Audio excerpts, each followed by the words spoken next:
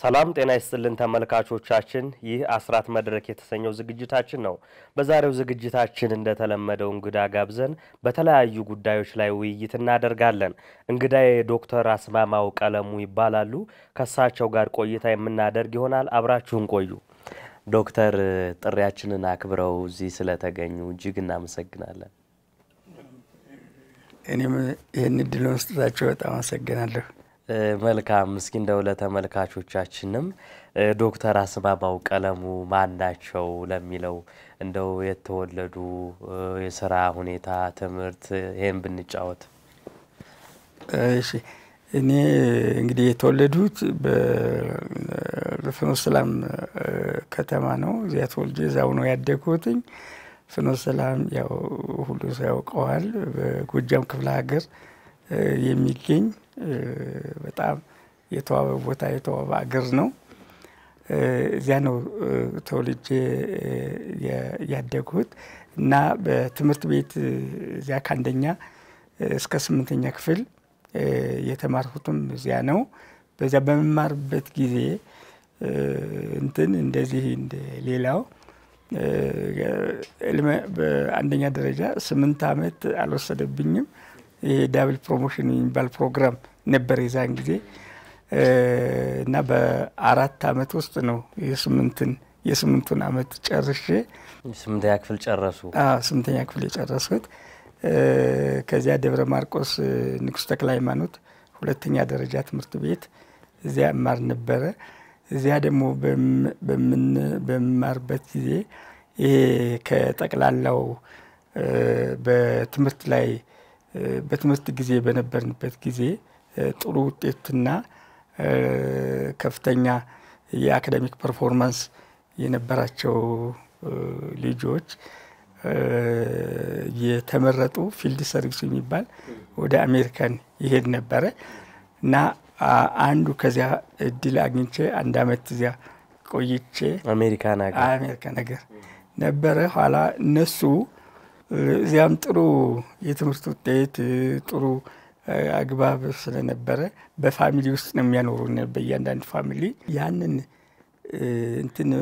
እዚያው ቀጥል እኛ እንላለን ትምህርት ቤቱን በጥሩ ሁኔታ ነው የሚያይ ዩኒቨርሲቲ ሚው ትገባለህ ምናምን አሉ እኔ ግን ወደ ሀገሬ እንደው በጣም ስለምወድ ስለነበረ ደስም ስለሚነኝ እምቢያቸው ተመለስኩኝ እና እዚህ በደማርያም ስፔሻል ትሬኒንግ ስኩል የሚባል ነበር የዛን ጊዜ አሜሪካኖች ያቋቋሙት ነው በጣም የታወቁ ዕውቅ ተማሪዎች ከዚያ እየተሰበሰቡ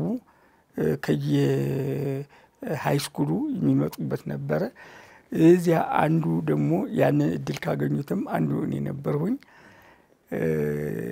እንግዲህ ከዚያ ቆይቼ እዚያም ጥሩ ውጤት ጥሩ የትምህርት ጊዜ ነበር የትምህርት ፕሮግራማቸው በጣም ጥሩ ነበር የዛን ጊዜ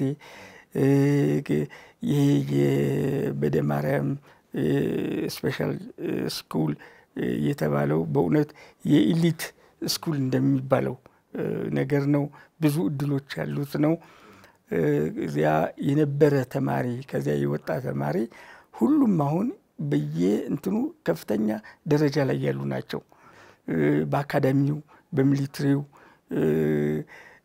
በሳይንስ በሪሰርች ፕሮግራሞች ሁሉ ተሳታፊ በፖለቲካውም ያሉበት በፖለቲካው እንደውም በብዛት ከዚያ የወጡ ተማሪዎች ነበሩ እና እኔ ከዚያ ወጥቼ ከዚያ በመንማርበት ጊዜ ወደ ዩኒቨርሲቲ ስንገባ በዩኒቨርሲቲ ውስጥ የነበሩ የፖለቲካ እንቅስቃሴዎች የዛን ጊዜ ከፍተኛ እንቅስቃሴ ነበር መሬት ላራሹ የሚባሉ ፕሮግራሞች ነበሩ የዚህ የፖለቲካ እንቅስቃሴዎች የብሔር ብሔረሰቦች የአገር ጉዳይ በሚባል እንደዚህ እንዳሁኑ በጎጥ በመናምን ተማሪው አይከፋፈልም በኢትዮጵያ አንድነትና በኢትዮጵያ ህልውና በኢትዮጵያ እድገት በኢትዮጵያ ብልጽግና በሚመሰረቱ ጉዳዮች ላይ ተመስርቶ የተማሪዎች እንቅስቃሴ በዛ ላይ የተመሰረተ ነበረ እና የዛን ጊዜ የተለዩ የሚባሉ እንትን ከዚህ ከኤርትራ የመጡ ተማሪዎች አንዳንድ ተማሪዎች በዚህ በመገንጠል ፕሮግራም ውስጥ ከትግራይም እንደዚሁ ያሉ ነበሩ እንጂ ሌላው በሙሉ በኢትዮጵያ አንድነት ላይ ተመስርቶ የሚንቀሳቀስ ነበረ እና የዛን ጊዜ ያ በዩኒቨርሲቲዎች የነበረው የፖለቲካ መንፈስ ደግሞ በፖሊሱ በሚሊተሪው ውስጥ እንዲሰርጽ ይደረግ ነበር የሚል ዓላማ ስለነበረ እየተመረጥን ከዚያ ከነበርኖች ከዩኒቨርሲቲ ውስጥ ደግሞ ወደ የሚሊተሪውና ወደ የፖሊሱ እንድንገባ ተደርጎ ነበር እና እኔ እንኳን የደረሰኝ ሐረር አካዳሚ ነበር እዚያ እንድገባ ነበረ። የሐረር አካዳሚ አንድ ድሮ የኔ ኤሌመንተሪ አስተማሪ የነበረ 100 አለቃ ነበር። በጣም እዚያ ሄዶ ገብቶ በኋላ የኔን ስም ዝርዝር ሲያው በሰው አለልኮ እንዳትመጣ እንዴት ሚሊተሪ ውስጥ ትገባለህ? ትልቅ ሳይንቲስት ትልቅ ሰው ልትሆን የምትችለው እንዴት እዚህ እንትን ትሆናለህ ብሎ እንትን አለ። ኋላ እንግዲህ የኛዎች ደግሞ እንደ በሚሊተሪውም እኮ ትልቅ ሰዎች አሉ፣ ትልቅ ኢንስቲትዩሽን እኮ ነው ይሄ እና ለምን እዚያ ገብተኛን አንገነባም የሚሉ ነበሩ። ግን እኔ ያ አስተማሪ ድሮ አስተማሪ አሁን እንጃ ጄኔራል ይሁን ኮሎኔል ይሁን በምን ሁኔታ እንዳለ አላውቅም። ግን እሱ ያለኝን አልሆና ተመልሼ እንትን አልሆኝ ወደ ፖሊስ እንድገባ ደግሞ አደረጉና ፖሊስ ውስጥ የፖሊስ ኮሌጅ ዛን ጊዜ ነበረው የ9ኛ ኮርስ ፕሮግራም ውስጥ ገባሁና እዚያ እንትን ትምህርት ወስድ ጀመረ። እዚያ ጥሩ ተስማማኝ። ጥሩ ትሬኒንግ ይሰጣሉ፣ ጥሩ ትምህርት ይሰጣሉ፣ ጥሩ ፕሮግራም አላቸው። የኢትዮጵያዊ መንፈስ እንደው ሪሊጥ በጥንካሬ የሚታይበት የህዝብ አገልግሎት ሊሰጥበት የሚችል መሆኑን እንደው በመቀበል በማመን እዚያ ደግሞ የተሰበሰብነው ተመርጠው ከየቦታው የመጡት ደግሞ በጣም የመሰሉ ጥሩ ጥሩ ልጆች ነበሩ። ጓደኞቼም ነበሩ። አሁን ዲፕሎማቶች ናቸው። የፖሊስ በተለያዩ የፖሊስ አዛዦች የሆኑ ነበሩ። ሆነን እንግዲህ ከዚያ በጥሩ ሁኔታ በጥሩ ውጤትም ነበረ የወጣሁት። የፖሊስ እንትን ደግሞ በጣም ጎበዞች ናቸው፣ ብልጦች ናቸው፣ ጥሩ ኤክስፒሪየንስ ያላቸው ናቸው አለቆቻችንም የነበሩ እና የነሱ ደግሞ እዚያ አንደኛ፣ ሁለተኛ፣ ሶስተኛ ሆነው የወጡት ከፖሊስ አካዳሚ የወጡት በቀጥታ ስራ ላይ ሳይመደቡ ዩኒቨርሲቲ ነው የሚገቡት። ቀጥታ ለትምህርት ይሄዳል። ቀጥታ አዎ። እና ሁለተኛ አመት ከዚያ ወጣው ሁለተኛ አመት እንደዚህ እንትን ላለን አንድ ሶስት ከዚያ ከ9ኛ ኮርስ ሆነን ዩኒቨርሲቲ ገባነ። ሎ የአርት ፋካልቲ የሎ ፋካልቲ እና የሳይንስም ደግሞ የገቡም ነበሩ። ፖለቲካል ሳይንስ በየዲፓርትመንቱ ብቻ ገባነ እና እኔ በዚህ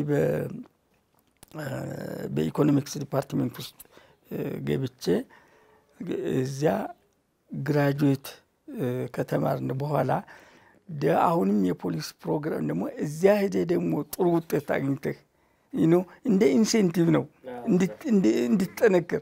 እዚያ ጥሩ ውጤት ካገኘ ውጭ ሀገር ደግሞ ለትምህርት ትላካለህ እና ይሄንን እድል በመጠቀም እዚያ ከዩኒቨርሲቲ ግራጁዌት አደረኩኝ እና የዛን ጊዜ ከዚህ ከዩኒቨርሲቲ በግሬድ ዲስቲንክሽን ነበር የተመረቁት። በጥሩ ውጤት ተመረቀዋል። ከወጣሁን በኋላ ለአንድ አመት እዚህ ልምምድ የፖሊስ ፕራክቲካል ልምምድ እናደርጋለን ወጥተን እና እዚያ ስንማር ደግሞ ደሞዛችን እየተከፈለን ነው። ችግር የለብንም። ጥሩ ሁኔታ ላይ ነበር ነው። አሁን ወጥተን ከዚያ ተመልሰን ልምምድ ላይ እያለነ እንትን አንድ ጊዜ የእንትን የሱዳኑ ፕሬዝዳንት ኒሜሪ ኢትዮጵያ ሊጎበኙ ይመጣሉ እና የዛን ጊዜ ነው ስለ ሱዳንም የሰፊ አይዲያ ሰፊ ሁኔታ ስለ ሱዳን ዲፕሎማሲ ስለ ሱዳን የፖለቲካ ሁኔታ እንዲያው አይዲያ ሐሳብ እንዲኖረኝ ያደረገኝ የዛን ጊዜ ነው። የዛን ጊዜ የሴኩሪቲ ኦፊሰር የኒሜሪ ሆኜ አንድ 3 ቀን በሚቆይበት ጊዜ ኢትዮጵያ ውስጥ አብረን እንዝወር ነበር አብረን እንትን ነበር እና እዚያ ሰው ኒሜሪ እዚያ ሲያየኝ ሱዳን መጥተህ ደግሞ የኔ እንግዳ ትሆናለህ አንተ ጥሩ ያንግ ኦፊሰር እንደው ደስ ምትል ምናምን አለኝ ሰውየው። እኔም ደስ አለኝ እንደዚያ ሲለኝ እንግዲህ አንድ የውጭ ፕሬዝዳንት ሲሆን እና የዛን ጊዜ ጃንሆይ እንግዲህ ነበሩ። አሁን 10 ሰዓት ላይ ከቀኑ ሲሆን ያው ዘና ብሎ ከፕሮቶኮል ውጭ በሆነ እነ ኒሜሪ ቁጭ ብለው ይዝናናሉ ይጫወታሉ። አሁን የፕሮቶኮል ጣውረድ ምናምን የለም እና የዛን ጊዜ በሚሆንበት ጊዜ አንድ ቀን ወጥቼ እዚያ ቤተ መንግስቱን የመጀመሪያ ጊዜ ነው እዚያ መግባቴም ቤተ መንግስት ያው እየዞርኩ ምናምን ሳይ አንዲት ልጅ በጣም ቆንጆ የሆነች ልጅ እንትን አበባ ታያለች የጋርድኑ እዚያ ቤተ መንግስቱ ጋርድን እኔ ደግሞ ብቻዋን ስለቆመች እኔም ደግሞ ገና ወጣት ነኝ ጠጋልሁና ምን ታደርጊያለሽ ብቻሽን ምናምን አልኩ። እንግዲህ እሷም ዞርም ብላ ያላየችኝ እንደኮ ጉዳይም አልጠፈችኝም። ለካን ልዕልት ነች ልጅ ገደማ ነች የጃንሆይ አዎ ኋላ እኔ እንደው ተጠግቼ ዝምዬ አወራታለሁ አሁን እሷም ወይ ከምንም እንትን አለ ኋላ እንጃ ምልክት አሳይታ ይሁን ምን ይሁን እንትን ክብር ዘበኞች መጡና መጡ አዎ እና ከዚያችን ትንሽ አንጠልጥለው እንደው እንደ ዶሮ አወጡና እዚያ ወረወዱን ከግቢ። ከዚያ እንዴ አንደኛው ምን አለ እንዴ ይሄማ ትናንትና ምግብ እዚያ ምድር ቤት ምግብ ሲሰጥ እንዴ ንጉስ ቤት እንዲህ ያለ ምግብ ነው ወይ መጣው ነው ማዕድ ረግጦ እኮ ወጣ ልጅ ነው አለ። እኔ እርሶን አዎ አድርገው ነበር እንዴ? እንግዲህ ያደረጉት ምን መሰላችሁ ዛን ጊዜ እዚያ አንደርግራውንድ ላይ ትልልቅ ጣውላ ረጃጅም ጣውላ እንዲህ ተዘርግቶ እንደ ጠረጴዛ ምግብ ይሄ ፍርፋሪ የቀረ ምግብ እየመጣ እዚያ ይደፋል እና ግራና ቀኝ ሰው ተሰልፏል። ብዙ ነው ኮሎኔሎች አሉ ትልቅ ሰዎች ሁሉ አሉ እና ግራና ቀኝ ቆሞ ይበላል ከዚያ እያነሳ። እኔ ደግሞ እንዴት ይበላል ንጉስ ቤት አልሁና ወጥቼ ተነስቼ ሄድኩ። ስለዚህ ልክ ናቸው። እኔ ደግሞ እንደዚያ መሆን አላውቅም ደግሞ በዚያም አላደጉም። እኔ ከወጣሁ በኋላ እዚያው እንግዲህ አባረሩኝ። ከዛ ወጥተው እንትን አሉኝ ያው ወንጀል የምተባዛ። ከዛ ኒሜሪ ሲሄድ ያ ልጅ የተደ ይላል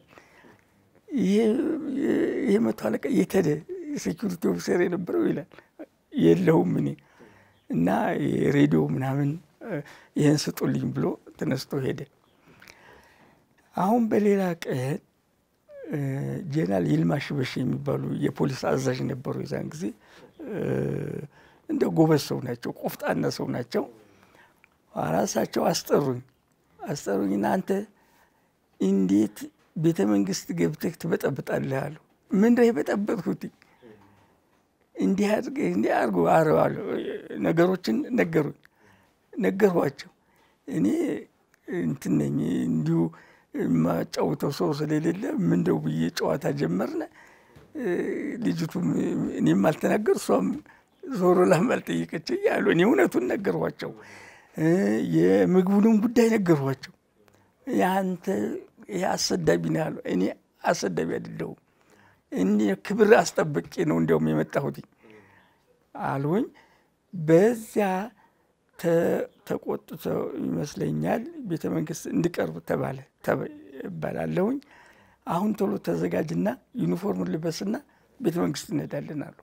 እሺ ብዬ እኔም ለውጭ ልብሴን ያችኑ አንድ ኮከብ ነው ያለችኝ እሷን አድርጌ ዩኒፎርም ለብሼ ተነስቼ ቤተ መንግስት ሄድኩኝ።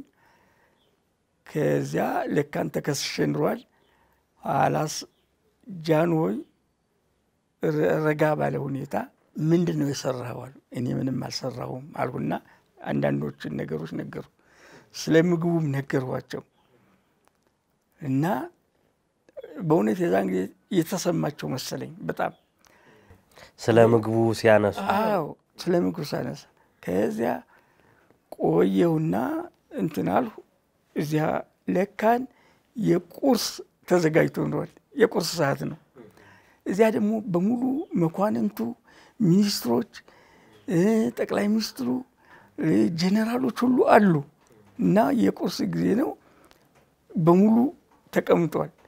እኔም የኔ ፕሮቶኮል ያው እዚያ ታች መጨረሻ ታች ተቀምጫለሁ። ሁሉም ቦታውን ይዞ ተቀመጠና አሁን እሳቸው ጃንሆይ በጣም ጨዋ ትልቅ ሰው ስለሆኑ ያ ምግብ ያ ፍርፋሪ አይደለም ቤተ መንግስቱ ያለ ይሄ ነው ቤተ መንግስቱ ምግብ ብለው ለማሳየት መሰለኝ ቁርስ ሰዓት ለርሶ።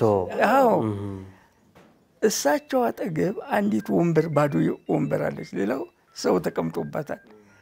ያቺ ወንበር እንትን ስጠይቅ ኋላ ስጠይቅ የአልጋ ወራሽ ወንበር ነች። እሳቸው አልነበሩም አልጋ ወራሹ። ኋላ ጃንሆይ ላይ ተቀምጠው ላይ ከፍ ያለው ቦታ የተቀመጡት ከዚያች ከሳቸው ተቀምጠው ያቺ ባዶ ወንበር ነው ያለች። ኋላ እሳቸው በእጃቸው ጠቀሱኝ። እንግዲህ ሌላ ሰው ይሆናል እኔ ዝም አልኩ። የተጠቀሰው ሌላ ሰው ነው እንጂ አይደለም። እኔ እንዴት አድርጌ ይጠቅሱኛል?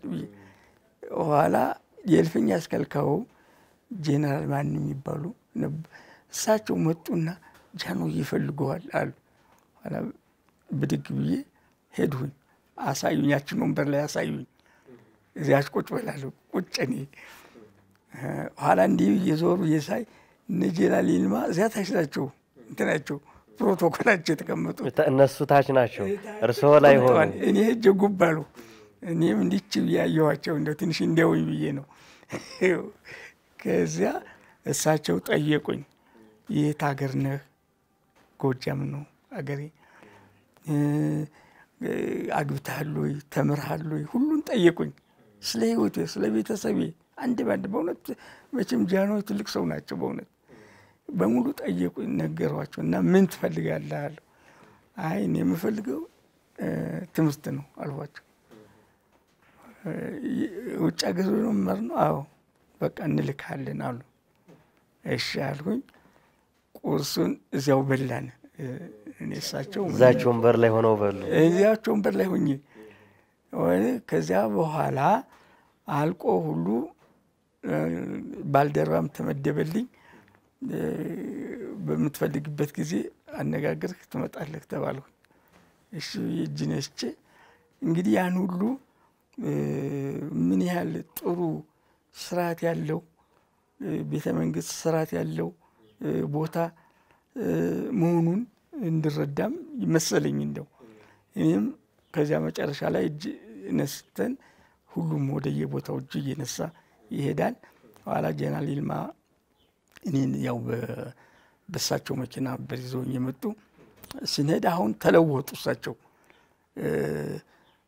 በጣም እንደው ያከበሩኝ እንትን ሁሉ እና እንደው ጃንሆይ ጋር ምን ተነጋገራቸው አሉ። አይ ሚስጥር ነው አልተነጋገርንም። ሚስጥር ነው አልኋቸው። ግን ምንም የተነጋገርነው ነገር የለም። ያውን እነዚህ ሁሉ ስለ ህይወት ታሪኬን የጠየቁኝ ያንን እንትን ብለሳቸው አክብረውም ብለው እንደገና እንደው ያ በፊት ከመሄዳቸው በፊት ሰሰዱኝ። አሁን በደንብ እንደው እና ያው ከጥቂት ጊዜ በኋላ ያው እስራኤል ሀገር ያ ስኮላርሺፕ አገኘሁኝ። ያው በሳቸው አሳቢያ ይመስለኛል አንድ ሻለቃ አድቫይዘር ነበር የፖሊስ። እሱ መጥቶ አግኝተሃል ትሄዳለህ አለ። ከዚያ ቴል አቪቭ ዩኒቨርሲቲ እዚያ ሄጄ ስለ ሪሶርስ አሎኬሽን ተምሬ የማስተርስ ዲግሪን ካገኘሁ በኋላ እንደገና እስራኤሎች ትንሽ እንትኖች ናቸው፣ ጎበዞች ናቸው፣ ያው የታወቁ እንትኖች ናቸው። ሰው መምረጥ ይችላሉ፣ ሰው መከታተል ይችላሉ፣ ሰው ለምን ተግባር ላይ ቢውል ይችላል የሚል በጣም ትልቅ ችሎታ ያላቸው ሰዎች ናቸው እኔ ያየኋቸው። እና እዚያ ትምህርት ቤት በነበሩበት ጊዜ እንግዲህ ጥቁር የነበርኩ እኔ ነኝ። እኔ በፊት ስሄድም ጥቁር ነኝ ብዬ አላምንም ነበር። ለካን ኋላ ነው እዚያ ከሄዱ በኋላ ነው እንደው ጥቁር መሆን ያወቁት። ምክንያቱም እዚያ ይሄ የእንትን ልዩነት ይፈጥራሉ፣ የዚህ የቀለም ልዩነት አለ እና ማንም ዘውር ብሎ የሚጠይቅም የለኝ፣ ማንም ጓደኛ የለም። ሁሉ እዚያ ክፍል ያሉ ነጮች ናቸው። ግን እኔ እንደው ያው ጠንክሬ ሰራ ነበር፣ ጠንክሬ ማር ነበር። ዞር ብሎ የሚጠይቅህ የለም ማንም። እርስዎ ብቻ ነው ጥቁር? አዎ። እንደዚያ ስንቆይ በአመቱ መጨረሻ ላይ የህይወቴ ጨርሶ ተለወጠ። የዛን ጊዜ ዲኑ ይመጣና በስም እየጠራ እንትናችን ይነግራል፣ ሪዛልታችን። እና የዛን ጊዜ እኔን ተጣራ። እንግዲህ አስማማው ማለት አቃተው መሰለኝ። ማሙ ቀለሙ አለ። ኋላ አስማማው አልኩት። አስማማው አለ። ኋላ አንተ በሙሉ A+ ያገኘህ አንተ ነህ ሲል ያ ሁሉ ሰው የዛን ጊዜ ሁሉ እኔን ዞሮ ያየኝ የዛን ጊዜ ነው። እርስዎን ዞሮ ማየት ጀመረ? ሁሉ ዞሮ አየኝ። አንድ ጊዜ ክላስ ውስጥ አይቶ የማያውቁት ክላስ ውስጥ አነጋግሮኝ የሚያውቀው። አሁን ይሄ ምንድነው? ሁለት ትምህርት ሰጠኝ ለኔ ሁለት ትምህርት፣ ለሌላውም እንዲያውቀው ፈልጋለሁ። አንዱ አንተ በጀንደርህም ሆነ በቀለምህም ሆነ በፈለገው ደረጃ ሰው ዲስክሪሚኔት ያደርገ፣ ግን ራስህ ሰርተህ የበለጠ ጎበዝ ሆነህ ታይ በቃ እንጂ በሰዎች እድልና በሰዎች ድርጊት ሰው ሲያዝንና ሰው ራሱን ሲወቅት መኖር የለበትም። እና በዚህ ትልቅ ሁኔታ ትልቅ ትምህርት አገኘሁኝ። ሁለተኛው ነገር ደግሞ ሁልጊዜም በራስ መተማመን ያስፈልጋል። የፈለገው ሰው ይበልህ የፈለገው ያድርግ፣ ግን በራስ መተማመን ጥሩ ነገር ነው። በራስ መጣር ጥሩ ነገር ነው። ራስን ማስከበር፣ አገርን ማስከበር፣ ውጤታማ መሆን፣ ተግቶ መስራት ትልቅ ነገር ነው። ህይወትን የሚለውጥ እንደዚህ ያለ ነገር ናቸው። እና ከዚያ በኋላ በረፍት ሰዓት ላይ ስንወጣ ሁሉም እየመጡ ከየት ሀገር ነህ? ማን ትባላለህ? እድሜ ስንት ነው? ሁሉም ይጠይቁ ጀመረ። እኔ ሻይ ቤት አብረን ሄደን ቁጭ ብለን እኔ ልጋብዘው ማለት አመጡ። እና ይሄ ሁሉ ምንድን ነው? ያሳየው ውጤትና ያሳየው ስነ ምግባር ነው። ኢትዮጵያዊ ደግሞ ጥሩ ስነ ምግባር አለን ብዙዎቻችን። እና እዚያ በነበረኝ ስነ ምግባርም በነበረኝ ችሎታም በነበረኝ የአካዳሚክ ፐርፎርማንስም ጥሩ ውጤት ጥሩ እንትን ነበረ። መጨረሻም ጨርሼ ትምህርቴን በምመጣበት ጊዜ እንደገና እነሱ ጠየቁኝ፣ ሌላ ትምህርት ለምን አናስተምርህም? የ6 ወር ፕሮግራም የትምህርት ፕሮግራም አለ፣ ሌላ ኢንስቲትዩሽን ውስጥ ትማራለህ አሉና እንትን አሉኝ። እና እኔ ወደ ሀገሬ ነው መመለስ ምናምን ስላቸው ወይም ላስፈቅድ ስላቸው እንግዲህ አስፈቅድ አሉ።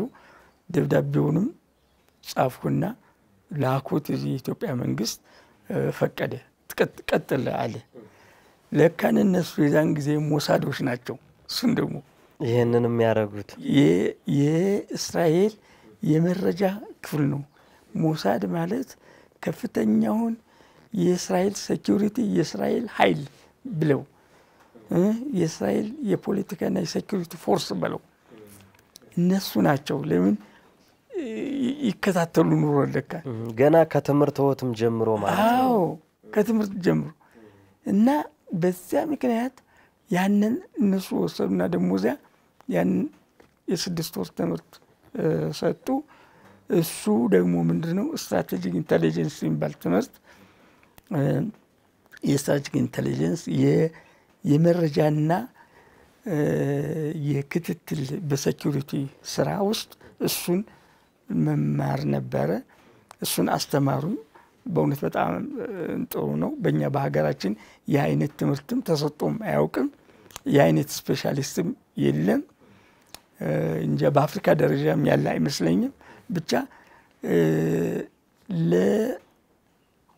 ለምጡቅ ለሆኑ ሰዎችና ኃላፊነትን ይሸከማሉ ብለው ለሚያስቧቸው ሰዎች ነው ያንን አይነት ትምህርት የሚሰጡ ያንን ትምህርት ከጨረሱ በኋላ እንደገና መጡና ለምን እኛ ጋር ተሰራማሉ የምን እኛ ጋር ተሰራለህ ናይሮቢ ሆነህ የኢስት አፍሪካ ዴስክ ታስተባብራለህ እዚያ እኔ ይሄንን አላረግም አልዋቸው ይሄ አይነት ትምህርት እናንተ ብዙ ሰዎች አሏቸው በሺዎች የሚቆጠሩ ሊኖራቸው ይችላሉ እኛ ግን እኔ ብቻ ነኝ ያለው እስቲ ይሄንን ትምህርት ሄጄ ደግሞ ለሀገሬም ሰዎች አስተምራለሁ ለሚችሉ እኔም ያሰራለሁ በቃ ብዙ አባበሉኝ እንደው እና እኔም ቢያልኋቸው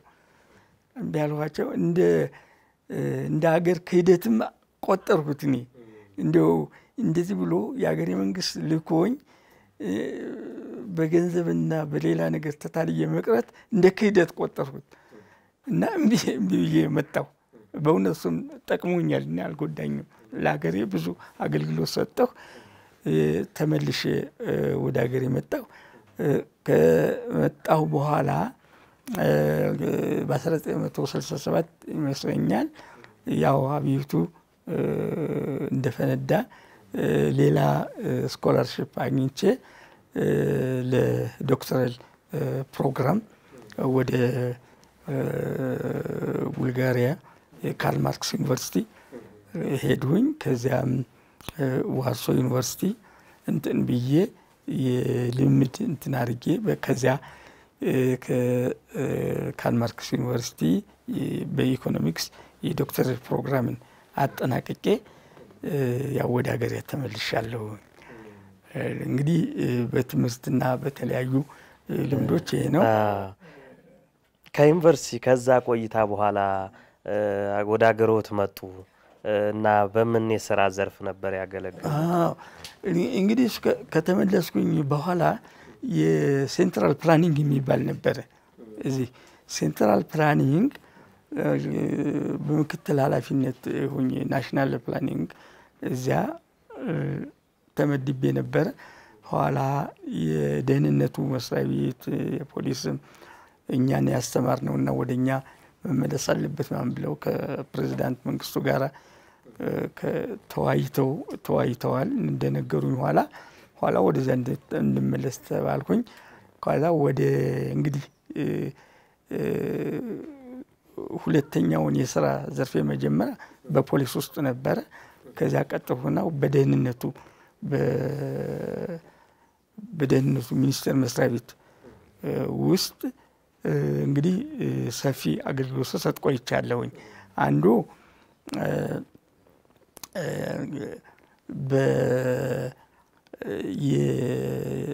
የሀገር ውስጥ ደህንነት እዚያ ምክትል ኃላፊ ሆኜ 2 አመት ሰርቻለሁኝ እንግዲህ በዚያ ውስጥ ከፍተኛውን የሀገሪቱ ሴኩሪቲ ትልቁ የሚሰራበት እዚያ ነበር እና በጠቅላላ ክፍላተ ሀገራት ውስጥ ያሉትን ቢሮዎች ያሉን በውስጥም በውጭም የሚገኙትን መረጃዎችን መሰብሰብ የመረጃ ፖሊሲዎች ማውጣት የክትትሎችን ማጠናከር የተለያዩ የደህንነት ሁኔታዎች የሴኩሪቲ ሁኔታ የሀገር ደህንነት ሁኔታዎች መከታተል እና ስታቢሊቲ መፍጠር ነበረ ከዚያ ምንድነው የሆነው የአገሪቱ የኢኮኖሚ ዘርፍ በጠቅላላ ኢንዱስትሪው፣ ሆቴሎች፣ የትራንስፖርት ሴክሽኖች ጠቅላላ የሀገሪቱ የኢኮኖሚ ሁኔታ በሙሉ ናሽናላይዝድ ሆኗል በሀገሪቱ ውስጥ። ይሄ ናሽናላይዝድ የሆነው ኢኮኖሚ ግዙፍ ኢኮኖሚ ነው፣ ቀላል ነገር አይደለም። ይሄንን ኢኮኖሚ እንዴት ነው መቆጣጠር የሚቻለው? ሙስና እንዳይስፋፋ፣ የምርት ብክነት እንዳይኖር፣ የኢኮኖሚ መሰናክሎች እንዳይፈጠሩ፣ የገንዘብ ግሽበት እንዳይፈጠር፣ የገንዘብ እጥረት እንዳይፈጠር፣ የሀገሪቱ የስራ ፐርፎርማንስ ጠንካራ እንዲሆን በሙሉ ብቻ በቀበሌዎች፣ በመንግስት መስሪያ ቤቶች፣ በህዝባዊ በመንግስት መስሪያ ቤቶች፣ በኢኮኖሚ ዘርፎች ያለው ሁኔታ ቁጥጥር እንዲኖሩ፣ ዲሲፕሊን እንዲኖሩ፣ ፕሮዳክሽን እንዲጨምር፣ ሰርቪሱ በቀልጣፋነት እንዲሄድ የሚያደርግ አንድ ኤጀንሲ መኖር አለበት የሚል ሀሳብ ይቀርብና ያንን ጥናት እንዳጠና ተደርጎ ያንን በሰፊው አጠናውና በሶሻሊስት አገሮችም ያሉትንም የኢኮኖሚ ዘርፎች ቁጥጥር በምን እንደሆነ እንደገና በአምስት የሶሻሊስት አገሮች በሶቪየት ዩኒየን፣ በኢስት ጀርመን፣ በፖላንድ፣ በቡልጋሪያ፣ በሮማኒያ በእነዚህ አገሮች እየተዘዋወርኩኝ ይህንን ጥናት አካሂደውኝ የኢኮኖሚ ዘርፍ የኢኮኖሚ ፕሮቴክሽን ዘርፍ እንዴት ነው ይቆማል፣ ሳቦታጅ እንዳይኖር ሁሉ ይሄ በደንብ ሰፊ ኤክስፒሪየንስ እና ሰፊ እውቀት ያላቸው አገሮች እነዚህ ናቸው። በዚህ በኩል ይህንን ሰፊ እንትን አጥንቼ 600 ገጽ የሚሆን ጥናታዊ ውጤት ጻፍኩ፣ አዘጋጀሁ። ይህንን ካዘጋጀሁ በኋላ ባጭሩ ደግሞ አንድ 160 ገጽ የምትሆን ተጽፋ ፕሬዝዳንቱም ይሄንን አነበቡና እንዴ ይሄም ማለካን ይሄ ሁሉ ችግር እኛ ሀገር ያልደረሰ ይሄን ጥበቃ ስላላደረግን ነውና ይሄ ነገር ይቋቋም ተባለ። መስሪያ ቤቱ ተቋቋመ። የኢኮኖሚ ደህንነት ጥበቃ ዋና መምሪያ የሚባል እንደ ኤጀንሲ ተቋቋመ። ያንን ኤጀንሲ ያንን እንዳቋቁምና ያንን ደግሞ በሚበቃ እንዳደራጅ እንድመራ እዚያ ተመደብኩኝ እና እሱ ለኔም ትልቅ ትምህርት ሰጥቶኛል። ለእንትኑም ደግሞ እዚያ ደግሞ ወደ 3 መጽሐፍቶች ኢኮኖሚክ ፕሮቴክሽን እንትኖች የሚል ጽፌ አዘጋጅቼ ያን ሁሉ በጠቅላላ በመላ ሀገሪቱ ወደ 5000 የሚሆኑ አባላት መልምለናል። በዚህ በቀበሌዎች፣ በመንግስታዊ፣ በህዝባዊ ድርጅቶች፣ በትራንስፖርት የኢኮኖሚ ደህንነት የሚጠብቅ እና ሪሊ የነበረው በእውነቴ ነው የምነግራችሁ ብዙ አገሮች እየመጡ አብዛኛውን የአፍሪካ ሶሻሊስት አገሮች እየመጡ የኛን እንትን ወስደዋል። እንዴት አቋቋማችሁት፣ እንዴት ነው የምትሰሩት እያሉ ትልቅ ሰክሰስፉል የሆኑ ድርጅት ነበረ። አሁን ይኑር አይኑር አላውቅም። ትልቅ ድርጅት ነበረ፣ ትልቅ ውጤት ያሳየ። በደርግ ዘመነ መንግስት እናንተ ወጣቶች ተሆኑ ይሆናል ሰምታችሁ እንደሆነ አንድ ሙስና የሚባል የለም። ሙስና የሚባል የለም። በእውነት ትልቅ ስራ አንዱ የሰራው ይሄ ነገር ነው። ሪሊ የአብዮቱ የኢኮኖሚ ዋልታ ማለት ነው። ያ ኢኮኖሚ ሳይንገዳገድ ያ ሁሉ ጦርነት እየተካሄደ ያ ሁሉ እንትን እየተካሄደ ያ ነገር እንትን ሊቻለ ከዚያ በኋላ ያንን በደንብ ካቋቋሙትና በደንብ ከሰራ ከተደራጀ በኋላ ጥሩ ውጤቱም በግልጽ በመንግስትም ኢቭን ሶሻሊስት ሀገሮች ሁሉ እየመጡ ይጠይቁን ጀመር። እንዴት ነው ይሄ ከናንተ ልምድ ወስደን እንደወስላችሁ የናንተ ደግሞ በዚህ በአዳጊ አገሮች ላይ ትልቅ ትምህርት የሚሰጥ ነገር ነው። ለኛም በእውነት ተግባራዊ ስለሆነ እንደው አድንቀነዋል አሉ። ትሬኒንግ ሁሉም እንሰጣለን በየቦታው። ይሄንን ካደረግን በኋላ ወደ ዋናው መስሪያ ቤት ሌላ ዲፓርትሜንት ተቋቋመና ይሄ እንዲቋቋም ይሄ ምንድነው የኢንተለጀንስ አናሊሲስ ሴንተር የሚባል። የኢንተለጀንስ አናሊሲስ ማለት የመረጃ ትንታኔ ማዕከል በኢኮኖሚ ጉዳይ ማለት ነው።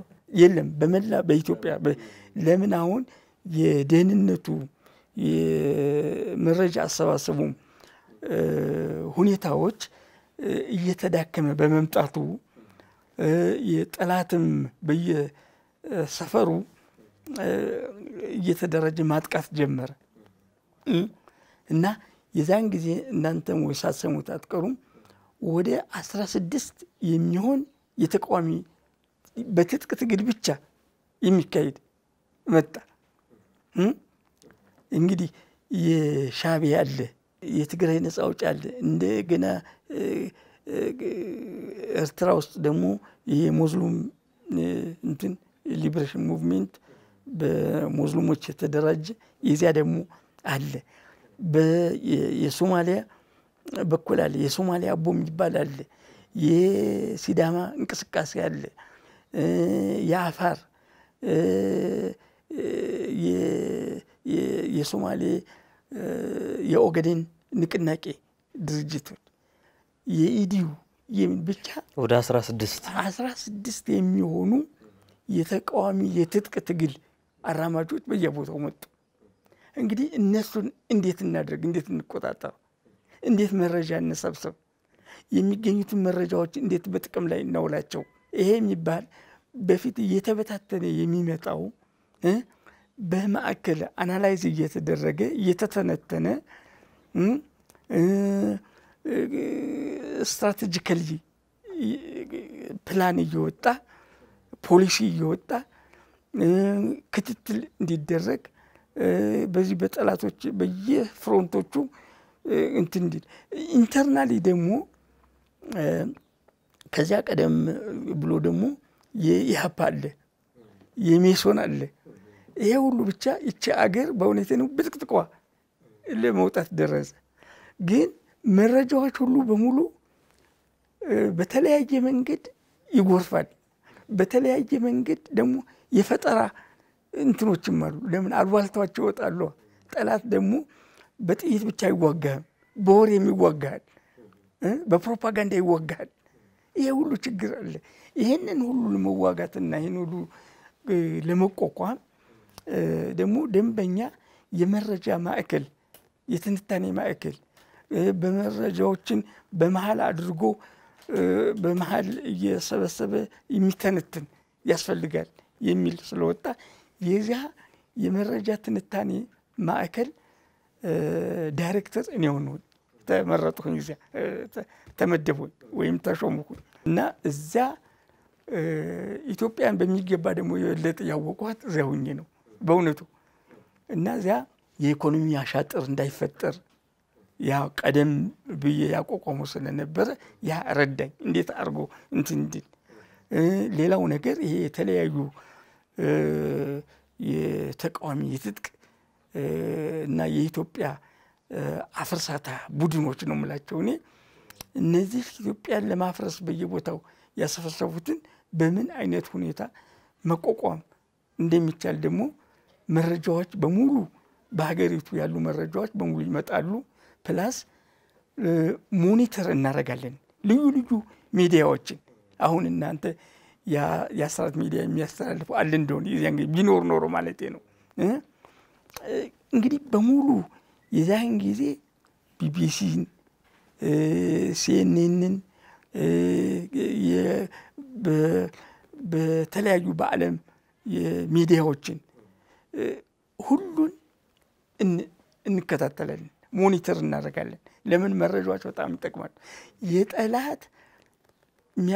የጠላት ሬዲዮ ስቴሽኖች የሚያስተላልፏቸውን በሙሉ እንቆጣጠራለን፣ በሙሉ ሞኒተር እናደርጋለን። ለምን ከዚያ ከጠላት ከሚለው ጥሩ ጭንቅላት ሲኖር እንተነትናቸዋለን፣ እናውቃለን። እንዴት ነው የተመቱ መሆናቸውን በራሳቸው ፕሮፓጋንዳ የሚያሳሉ እናውቀዋለን። ሲመቱ እነሱ ሲያጠቁም እናውቀዋለን። ኦፍ ኮርስ እኛም በሚያጠቁ ጊዜ ከእንትኑ ይመጣል ከኛው ከራሳችን ይሄን ያህል ሞቶ ይሄን ያህል ቆስሎ ይሄን ያህል እንትን ብሎ በሰላም እንፍታ አይባልም። ግን ዶክተር አሁን እኒህ ሁሉ ቡድኖች የሚፈጠሩት ምናልባት አንዳንዱ ከስርዓቱ ባህሪም አንፃር ነው የሚል ነገር አለና እንደው በሰላም ለመፍታትስ ተሞክሩ ነበር? በሰላም ለመፍታት ሁለት ነገር ነው ያለው። አንድ አንተ ራስህ ጠንካራ ሆነ መገኘት አለብህ። አንተ ጠንካራ ካኖር በሰላም ልፍታ የሚባል አይሰራም። ጠላት እሺ አይልህም፣ አይቀበልህም። ለምን ተዳክመሃል? አንተ ጠንካራ ስትሆን ነው በሰላም መፍታት የምትችለው። ዛትስ አንዱ ትልቁ ነገር ይሄ ነው ማወቅ የሚያስፈልገው።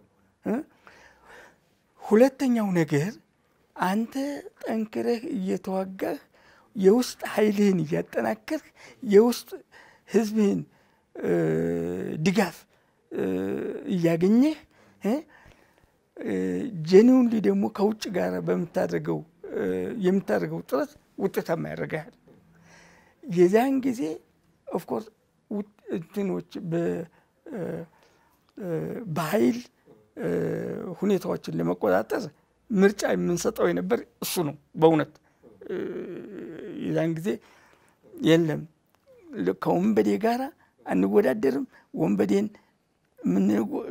የምንደራደረው ስንመታው ነው ብለን ነው የተነሳ ነው የነበረ እና ግን በሰላማዊ መንገድ ደግሞ ተወያይተን ሁኔታዎችን አጥነን እንምጣ የሚለውን ደግሞ አድርገናል እና ሚስጥራዊ ግንኙነቶች ከ30 ጊዜ በላይ ተደርገዋል በተለያዩ ሀገሮች፣ በለንደን፣ በሮም፣ በናይሮቢ፣ በዚህ በሀገር ውስጥም በተለያዩ አረብ ሀገሮችም ተሞክሯል። ሚስጥራዊ ነገር ውይይቶች ተደርገዋል እና ሁለቱም ደግሞ ያልሰሩት ወደ ሰላም ለመደራደር ያልሰሩት ምንድነው? አንደኛ ያንን በምንደራደርበት ጊዜ እኛ እንዘናጋና ትንሽ ጦራችን አንዳንድ ቦታ ላይ ይፈርሳል። የዛን ጊዜ ወያኔም ሆነ ሻቢያ ደግሞ አሁን ድል አግኝተናልና የጠረጴዛውን ድርድር ከምንም አይቆጥሩትም። በሌላ ጊዜ ደግሞ እኛ አየል ስንል ደግሞ እነሱ ወደ ጠረጴዛ ይመጣሉ። ብቻ ምንድነው ዞሮ ያ እንትን ያልሰራበት አንዱ በየግንባሩ በመናገሩ ትግል ጋራ አንዳንድ ቦታዎች በምንመታበት ጊዜ ለጠላቶቻችን ትልቅ ድል በር ይከፍትላቸዋል። ሁለተኛው ደግሞ የኢንተርናሽናል ሁኔታዎች አሉ እና እነዚህን ሰዎች በራሳቸው አይደለም የሚዋጉን በውጭ ጠላቶች ነው።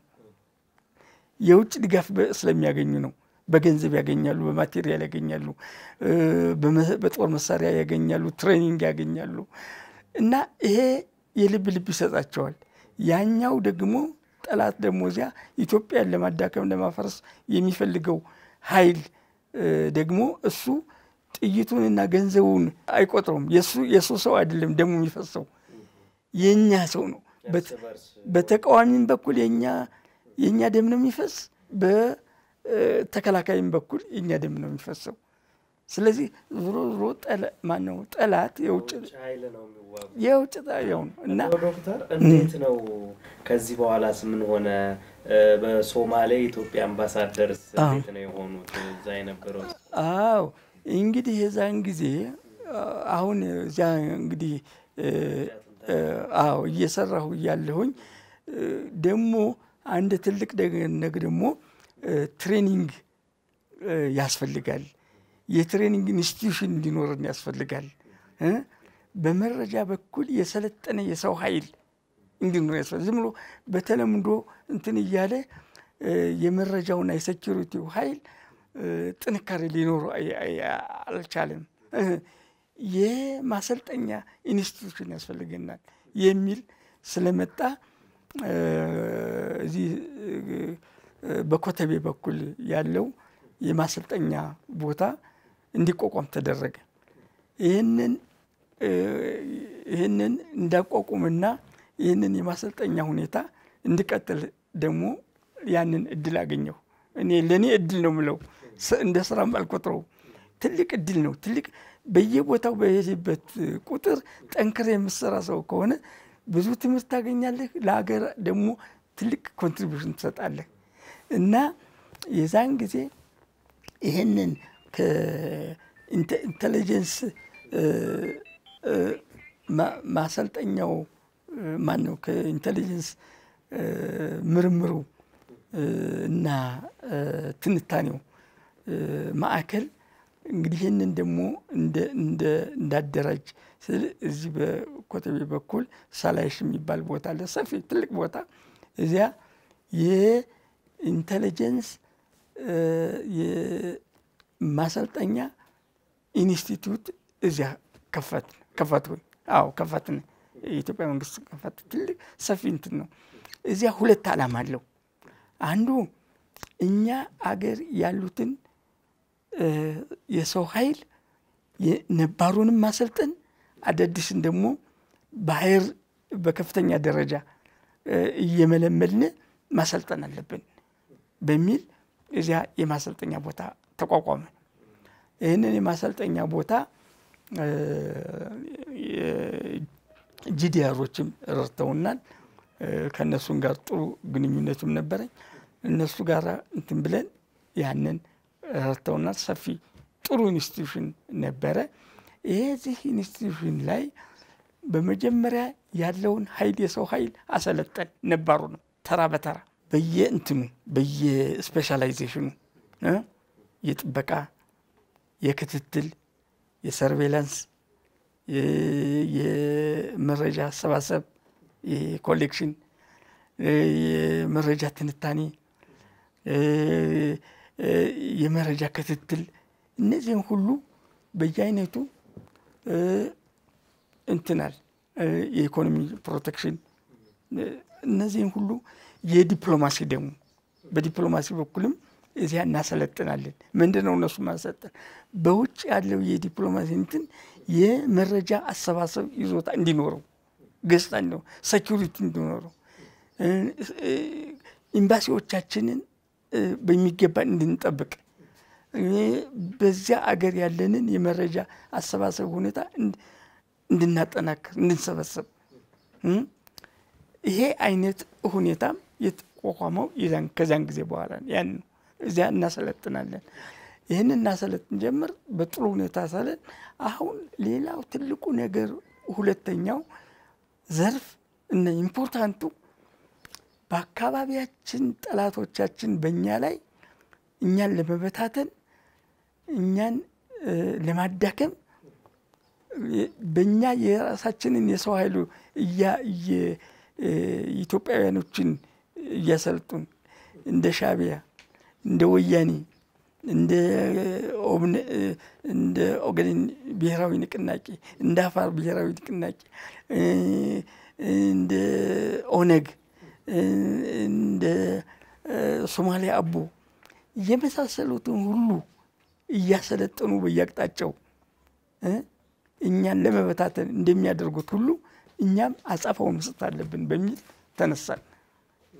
እኛን ለመከላከል ነው፣ ሀገራችንን ለመጠበቅ ነው ተነሳን። ከዚያ በኋላ የሶማሌ ሊብሬሽን ሙቭሜንቶች የሚባሉት የሶማሌ ተገንጣይ ቡድኖች የሚባሉት በሶማሌ ውስጥ ያሉትን እያመጣን እያሰለጠን እናደራጅ ጀመር። ኤግዛክትሊ እንደዚህ ነው። ከዚያ በኋላ ደግሞ በሱዳን በኩል ደግሞ እንግዲህ ትልቁ ደግሞ ሱዳን ነው በእኛ ላይ ደግሞ የሚነሳው። የእኛን ጠላቶች ማደራጃ ቦታ አንዱ ሱዳን ነው። እኛም ደግሞ በሱዳን ላይ አደራጀ።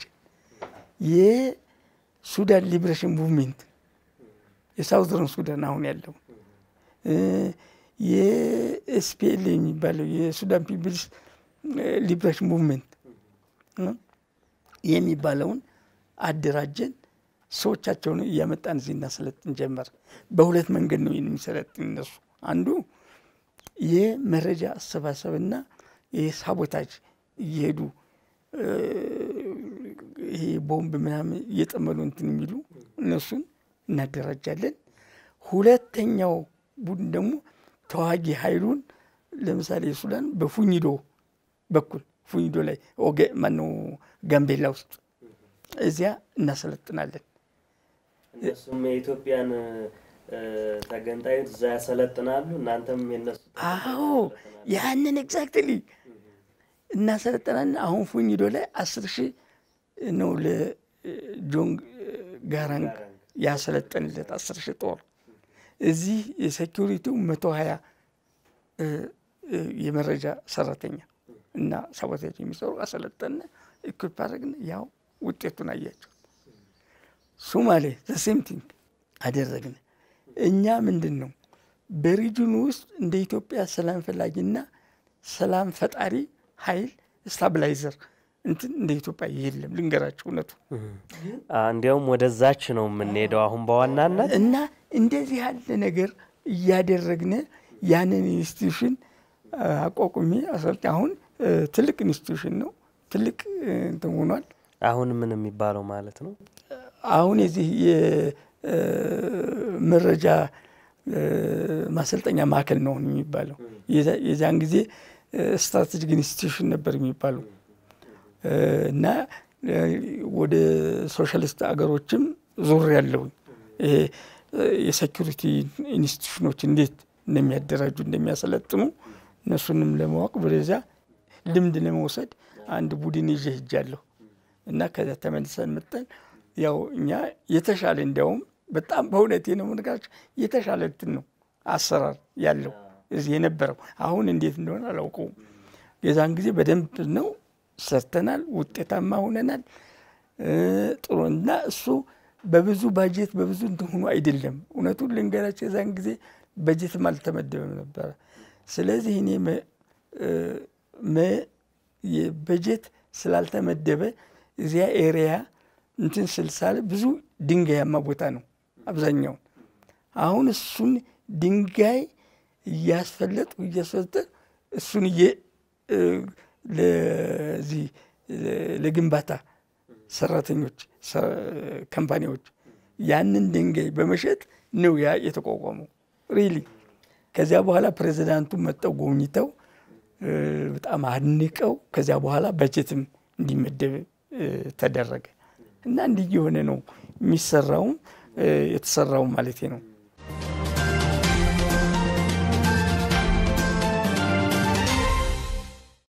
ተመልካቾቻችን የዛሬው ከዶክተር አስማማው ቀለሙ ጋር የነበረን የክፍል 1 ዝግጅታችን ይህንን ይመስል ነበር። ፕሮግራሙን እየመራው እኔ አለማራጌ ከመላው ስቱዲዮ ባለሙያዎች ጋር በመሆን አብሬያችሁ ቆይታ አድርጌያለሁ።